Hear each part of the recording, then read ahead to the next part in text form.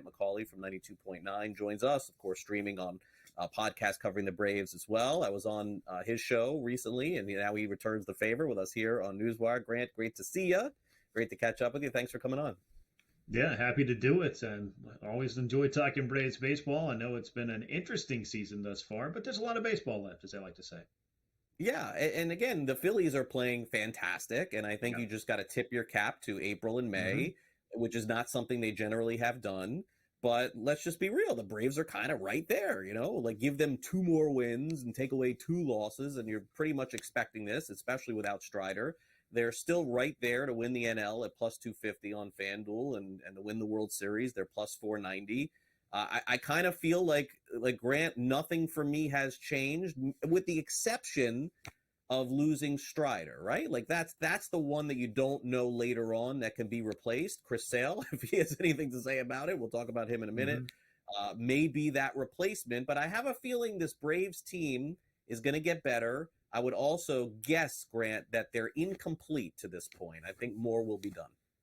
Yeah, I do think that. And I also feel like they haven't really hit their stride offensively. And if it's anything close to what it was in 2023, there could be a lot of big things ahead for this Braves team when you consider a slow start from Ronald Acuna Jr., kind of a long slump now for Matt Olson over about 3-4 weeks.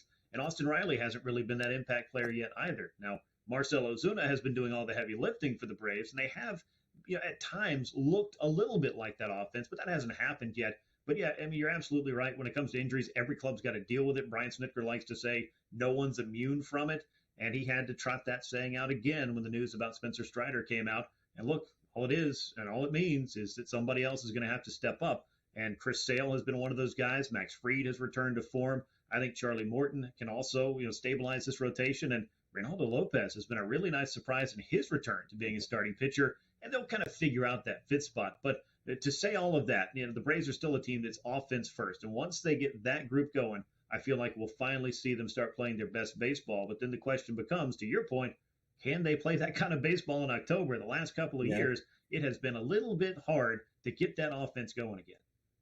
Yeah, I think they got to get a little more aggressive this year with some reinforcements. Just my opinion.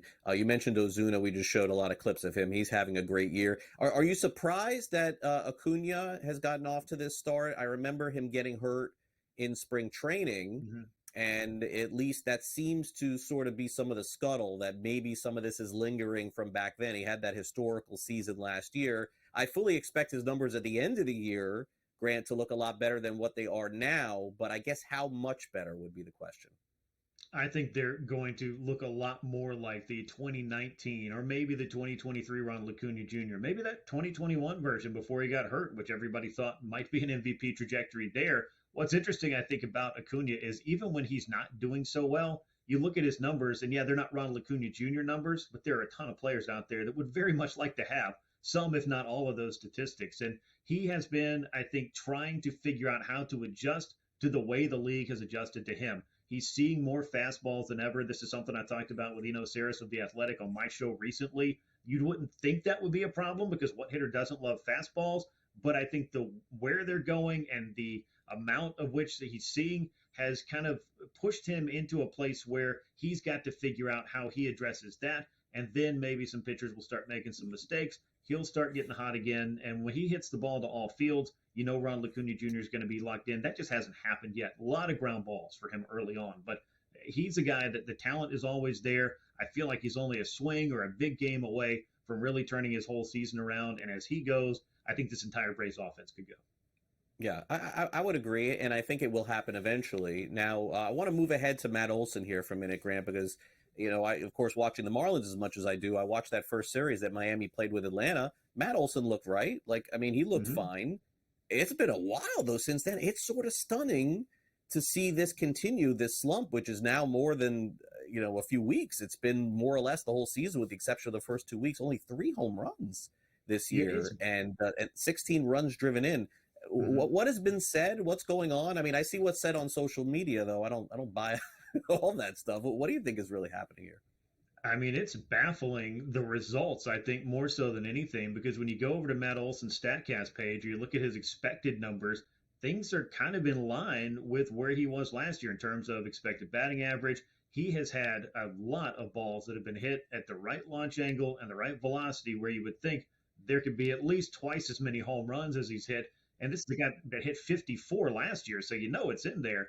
But for whatever reason, it just has not had a lot of luck. And the strikeouts have spiked a bit as well. And that's something I know he's trying to adjust. But Matt Olson is as cool as they come. And the Braves overall, I mean, they just seem to have this team philosophy or mantra of, all right, well, if yesterday wasn't our day, today could be. And I can't let yesterday kind of leak over into today and cause me to, change my focus on what it is. He is very much in the moment. He's a guy that loves to play every day. And as both he and Austin Riley have told me in the last couple of years, they're not looking for days off when they go into a slump. They want to be out there because, as Riley in particular said, I can't help the team from the bench, can't hit my way out of a slump from the bench. And I think that's true for Matt Olson as well.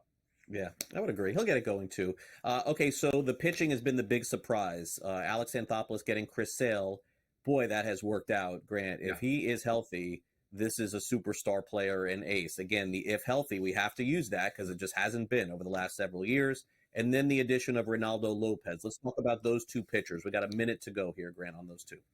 Yeah, well, I'll keep it short, sweet, and to the point. Chris Sale has looked like the guy pre-injury, the 2018 and before version of Chris Sale. He has been the leading pitcher on this Brave staff, with all respect to Ronaldo Lopez being a very nice surprise and obviously a very important pitcher now in this rotation because, as I said, when Spencer Strider went down, everybody's getting a battlefield commission. They're going to have to step up. They're going to have to lead, and they're going to have to do so in every spot of the rotation. But Sale 5-1 with a sub-3 ERA, coming off a really great performance his last time out with 10 punch-outs. And these other guys have fallen in line, and you've still got a Max Fried. So it's a great starting rotation. Sale and Lopez have made it that much better. Without Strider, it's obviously going to be an adjustment. And maybe to your point, they go out looking for a little bit of help around the trade deadline. Yeah, I would expect that. A little bit more this year. They've been, hesitant to do that, I know, in the past, but got to change it up a little bit. Hey, Grant, great to catch up with you. Have a great weekend. Thanks for coming on. Thank you.